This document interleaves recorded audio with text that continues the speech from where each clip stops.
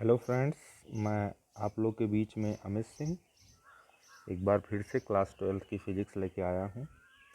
और मैंने जैसा कि आप लोगों से वैद्युत विभवांतर वैद्युत विभव के बारे में बता दिया था, आज मैं आप लोग को कुछ ऐसी अलग चीज़ें बताने जा रहा हूँ जो शायद ही आप लोग जानते हों, शायद ही आपको टीचर बताएं। बहुत ही इम्पोर्टेंट चीज़ है। इस चीज़ के बारे में आप लोग बिल्कुल भी टेंशन मत लीजिएगा। बहुत अच्छे से मैं इस चीज़ को समझाने का प्रयास करूँगा। मुझे जो बताना है, earth as a reference potential, पृथ्वी को विभव के रूप में क्यों रखा जाता है। जनरली हम लोग ये नहीं जानते हैं कि अर्थ का पोटेंशियल कितना माना जाता है, लेकिन हमारे वैज्ञानिक जो हैं अर्थ का पोटेंशियल 0 मानते हैं। इसका बहुत बड़ा कारण है। पोटेंशियल मतलब विभव, अर्थ के विभव को 0 माना जाता है। इसका बहुत बड़ा रेफरेंस है। कारण ये है कि जैसे कि आप लोग कुछ चीज़ें इसमें देख रहे हो, लिखा गया है, इस स्टेटमेंट को पढ़िए कि मैं बहुत अच्छे से मैंने इसको खोजा है। दो बिंदुओं के बीच विभवांतर किसी बिंदु पर परम ताप की अपेक्षा अधिक महत्वपूर्ण है। किसी बिंदु पर परम विभव का मान तभी प्राप्त किया जा सकता है जबकि किसी एक बिंदु पर विभव को क्या माना जाए, शून्य माना जाए।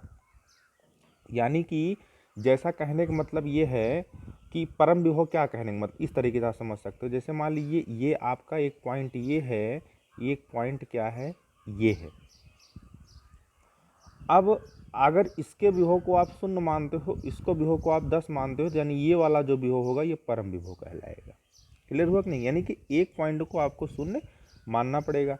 लेकिन विभव की परिभाषा में कहा, विभव की परिभाषा में जो विभव की परिभाषा है, अनंत से किसी बिंदु को, मतलब अनंत से किसी धन परीक्षण आवेश को वैद्युत क्षेत्र के भीतर लाने में किया गया कार्य ही क्या कहलाता है, वैद्युत विभव कहलाता है। ये आपकी वैद्युत विभव की परिभाषा है। मतलब इसमें यह कहा गया है कि अनंत विभव की परिभाषा में यह माना गया है कि अनंत दूरी पर, मतलब अनंत पर विभव को शून्य माना जाता है। अर्थात शून्य विभव के लिए अनंत को निर्देश बिंदु माना जा सकता है। निर्देश बिंदु कहने का मतलब रेफरेंस पॉइंट। लेकिन उतनी दूर कौन जाएगा? इनफाइनाइट डिस्टेंस पे जाना तो पॉसिबल है नहीं। इसलिए हमको एक ऐसा रेफरेंस पॉइंट चुनना होगा जो हमसे करीब भी हो। तो इसलिए क्या कहा गया, तो इसलिए मान लिया गया कि अनेक उद्देश्यों के लिए शून्य विभव के लिए पृथ्वी को निर्देश बिंदु माना जाता है। यानी कहना कि सीधे सीधे तात्पर्य है कि पृथ्वी को हम शून्य विभव मान सकते हैं। इसका बहुत कारण यह भी है कि पृथ्वी का आकार इतना बड़ा है, और आकार बड़ा होने के साथ साथ यह एक बहुत बढ़िया सुचालक पदार्थ है। सुचालक मतलब चालक पदार्थ है। मतलब कि ये कहने का तात्पर्य है कि पृथ्वी को आप चाहे जितना आवेश दे दीजिए, चाहे धन आवेश दीजिए चाहे ऋण आवेश दीजिए, पृथ्वी को चाहे जितना आवेश आप दे दीजिए या पृथ्वी से चाहे जितना आवेश आप ले लीजिए, पृथ्वी पर कोई प्रभाव नहीं पड़ता है। मतलब ये कहने का मतलब है कि हर स्थिति में पृथ्वी का विभव समान बना रहता है। जिस प्रकार ऊंचाई समुद्र तल से मापी जाती है, जो जो वाष्पीकरण के कारण जल में कमी अथवा वर्षा से जल में वृद्धि से अप्रभावित रहता है, कौन? समुद्र रहता है ना। उसी प्रकार पृथ्वी भी है बेटा। जैसे कि एक रेफरेंस एग्जांपल इस तरीके से मैं देने का प्रयास करूंगा। जैसे कहा जाता है कि समुद्र से भाप बनता है, भाप बनकर बारिश करता है। ये हमको पता है, क्लियर पता है। लेकिन क्या समुद्र के तल में कोई प्रभाव पड़ता है? नहीं पड़ता है ना। तो जैसे समुद्र एक अथाह सागर है, वहाँ से आप चाहे जितनी पानी की बूंदें या पानी के बूंदें ले लीजिए, तो समुद्र तल पर कोई प्रभाव नहीं पड़ता है। उसी प्रकार पृथ्वी भी है कि पृथ्वी से चाहे जितना आवेश ग्रहण कर लिया जाए या पृथ्वी को चाहे जितना आवेश दे दिया जाए, उसके विभव पर कोई प्रभाव नहीं पड़ता है। अतः हम यह कह सकते हैं कि पृथ्वी का विभव जो होगा वो क्या है? शून्य है। ये सब तमाम कारणों से हम शून्य विभव को मानते हैं। अब चलिए पृथ्वी से संबंधित कुछ और चीज़ें हम बहुत अच्छे से जान लेते हैं। जैसे मान लीजिए, एक देखिए यहाँ पर मैं फिगर तो बना हुआ, यहाँ देखिए एक धन, ये धन जो है धन विभव लिखा गया यहाँ पर। ये देखिए जो धन विभव लिखा गया है, ये एक चालक है, ये एक ऋण विभव वाला चालक है। दोनों को एक तार जोड़ा गया है जिसको हम पृथ्वी से, ये देखिए, ये मान लीजिए आपका एक धन विभव वाला चालक है, एक चालक है। यहाँ से मैंने एक तार लिया, इस तार को मैंने किससे जोड़ दिया? पृथ्वी से। ये पृथ्वी समझ लीजिए, ये अर्थ को समझ लीजिए। अब आपके दिमाग में होगा कि आवेश का स्थानांतरण होगा, क्योंकि हमने आपको बताया था बेटा कि आवेश का स्थानांतरण उच्च आवेश से निम्न, मतलब कि आवेश का स्थानांतरण तभी होगा जब विभवांतर पाया जाए। अब हमने पृथ्वी के विभव कितना माना है? शून्य माना है। कितना माना है? शून्य माना है। कितना माना बेटा? शून्य माना है। अब आपके दिमाग में होगा कि शून्य विभव इसका है, इसका धन है।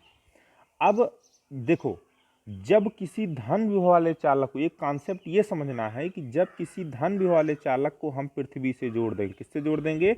पृथ्वी से जोड़ देंगे, तो इस पृथ्वी से इलेक्ट्रॉन जाएगा। कहाँ जाएगा? इलेक्ट्रॉन जाएगा इस पृथ्वी से इस धन आवेश की तरफ, क्योंकि धन आवेश का तात्पर्य सीधा सीधा केमिस्ट्री में भी हमको पता है कि जहाँ धन आवेश होता है वहाँ इलेक्ट्रॉनों की क्या होती है? कमी होती है। यानी ये इलेक्ट्रॉन यहाँ जाएगा, कहाँ से निकल के? पृथ्वी से इलेक्ट्रॉन निकल के जाएगा। कब तक जाता रहेगा? जब तक इसका विभव कितना न हो जाए? शून्य न हो जाए। किसका? इस चालक का विभव जब शून्य हो गया, पृथ्वी का विभव ऑलरेडी शून्य है, इससे चाहे जितना भी आवेश निकल जाएगा लेकिन इसके विभव पर कोई प्रभाव नहीं पड़ेगा। यही मैंने आपको देर पहले बताने का प्रयास किया था। जैसे समुद्र से पानी निकलने पर समुद्र के तल पर कोई प्रभाव नहीं पड़ता, वैसे पृथ्वी से चाहे जितना आवेश निकल जाए या पृथ्वी चाहे इतना आवेश ग्रहण कर ले, उसके विभव में ना तो कमी होती है ना ही वृद्धि होती है। तो यहाँ से जब आवेश जाएगा, इतना इलेक्ट्रॉन जाएगा, इतना इलेक्ट्रॉन जाएगा कि ये धनावेश के विभव को क्या कर देगा? शून्य का। अब इसका भी विभव शून्य, इसका भी विभव शून्य। और मैंने आपको इससे पहले वाली क्लास में यही बताया था कि आवेश का किसी एक चालक से दूसरे चालक में आवेश का स्थानांतरण तब तक होता रहता है जब तक कि दोनों चालकों के विभव क्या न हो जाएं? समान न हो जाएं। यानी पृथ्वी एक अलग प्रकार का चालक, ये धन आवेश वाला अलग प्रकार का चालक, इसका विभव शून्य, इसका विभव धन। यहाँ से इलेक्ट्रॉन गया इसके पास, पृथ्वी के पास, चालक के पास, इसके विभव को शून्य करने के लिए जब तक शून्य नहीं हो गया तब तक इलेक्ट्रॉन जाता रहा। जैसे शून्य हुआ, इलेक्ट्रॉनों का स्थानांतर क्या हो गया? बंद हो गया। अब इसको उल्टा समझते हैं। अगर मान लीजिए कोई चालक ऋणावेशित है, इस ऋणावेशित चालक को हमने अर्थ से कनेक्ट कर दिया, इसका विभव शून्य है, इसका विभव ऋण है, ऋणावेशित है, कोई चालक ऋणावेशित है। तो अब क्या करेंगे? अगर ये चालक ऋणावेशित है, अब यहाँ पर इलेक्ट्रॉन की क्या है? अधिकता है, क्योंकि जहाँ पर भी कोई भी चालक हो जहाँ ऋण आवेश पाया जाता है वहाँ पर, ये सिंपल सा हम जानते हैं, वहाँ पर किसकी अधिकता होती है? इलेक्ट्रॉनों की अधिकता होती है। अब इस ऋण आवेश वाले चालक से इलेक्ट्रॉन निकलेगा, वो कहाँ जाएगा? पृथ्वी जाएगा। और कब तक जाता रहेगा? कब तक जाता रहेगा? जब तक कि इसका विभव कितना न हो जाए? शून्य न हो जाए। जब यह भी शून्य, ये तो शून्य है, ये इसको चाहे जितना आवेश आप दे दोगे, पृथ्वी को चाहे जितना भी आवेश आप दे दोगे, इसके विभव पर कोई प्रभाव नहीं पड़ेगा। ये मैंने पहले बता दिया है।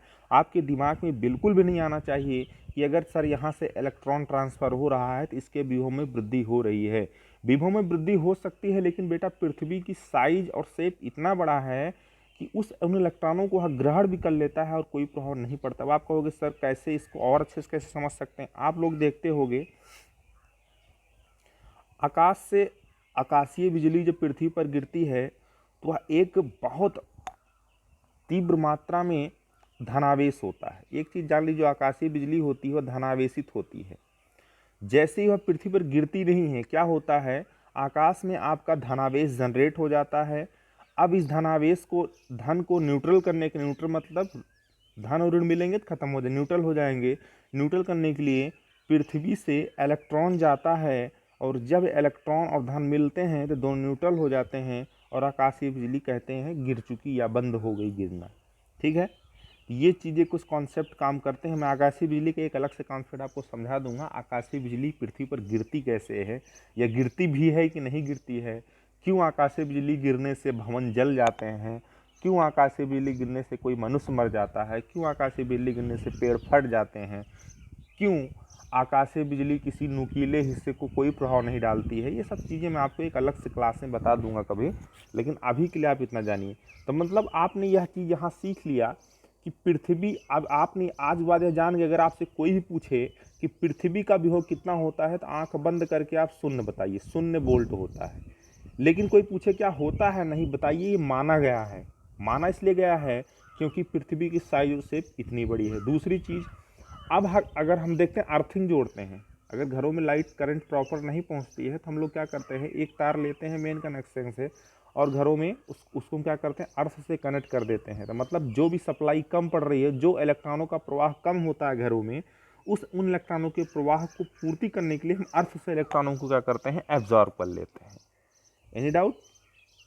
यहाँ तक हमें बहुत सारी चीज़ें समझ में आई, लेकिन हम एक बार फिर से इसको रिपीट कर देते हैं कि अब एक चीज़ यहाँ जो मेन फैक्ट था वही हमको जानना है। यहाँ देखिए काली पॉइंट से लिखने पर ये पता चल रहा है। यहाँ पर हमने देखिए हमने दोनों सिस्टम बताया। अगर किसी धन आवेशी चालक को पृथ्वी से कनेक्ट कर देंगे तो इसका विभव भी शून्य हो जाएगा। अगर किसी ऋणावेशी चालक को हम अर्थ से कनेक्ट कर देंगे तब भी इस ऋणावेशी चालक का विभव क्या हो जाएगा बेटा, शून्य हो जाएगा।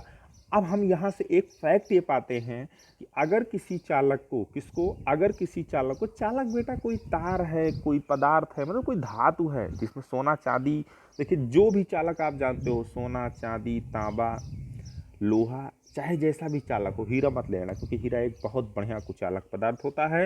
हीरा कार्बन का एक अपर रूप है, अपर रूप मतलब उसका स्टैंडर्ड फॉर्म है, ठीक है।